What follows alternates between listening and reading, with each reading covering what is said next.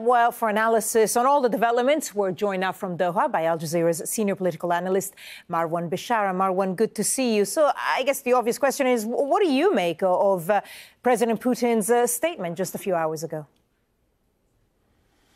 Well, let me start, Barbara, by just saying how amusing it was to watch over the last hour Western and other commentators reflect on the surprise announcement by President Putin.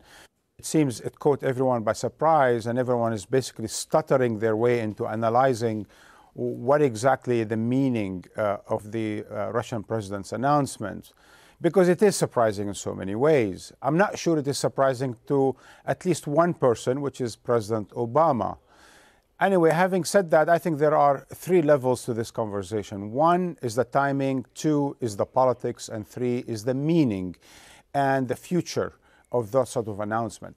In terms of the timing, I think it's very important. It comes on the opening day of the Syrian talks, and I think it's a very important signal to the Syrian regime that it shouldn't bank on Russian support if it's about to torpedo the negotiations in Geneva.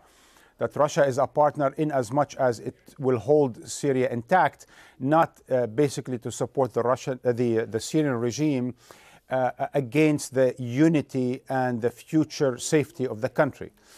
Two, in terms of the politics, clearly the phone call that was apparently needed between President Obama and President Putin that paved the way to the ceasefire of the 27th of February, leading to the talks in Geneva, must have featured a number of back and forth between the two superpower presidents, involving dossiers, involving files that are regional and international. It could involve anything.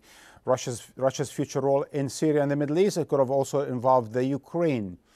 And so in a way, we are in the midst or the mindset of the logic of superpower politics, not merely only Syrian and regional politics.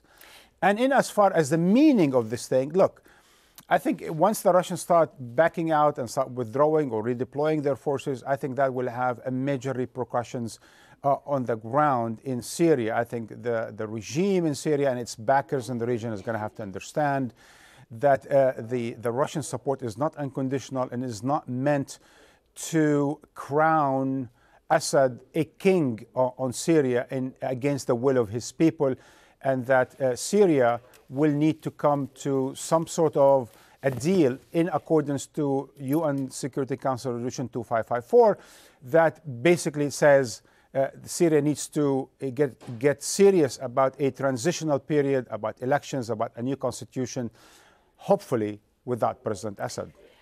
And Marwan, just one point. One of the things that President Putin said was that by and large they had achieved their military objectives. Now, at least on paper, those objectives always were degrading groups like ISIL and al-Nusra, who Russia and other Western powers consider to be terrorists. Now, have they done that? Is that still a priority for them? Absolutely not. And I don't think that was the objective of the Russian involvement in Syria in September 30th. If you remember, I even wrote back then on Al Jazeera website that this was the beginning of the end of the Assad regime. But when the Russian forces intervened, it was to support President Assad, basically to support the regime or the state to stay intact so that the country does not escalate down to a major breakdown of the country.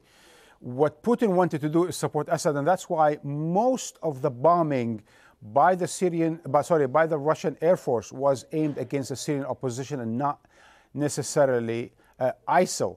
So in so many ways, and if anything is proving true, is that there is no military, there's certainly no aerial solution to ISIL. I think Putin understood that. After 6 months of bombing, I think ISIL has not, weakened in Syria in as much as it was hoped. And it's clearly for everyone the need for a political solution, both in Syria and Iraq, are indispensable. They're even a precondition for a serious campaign against ISIL in the future.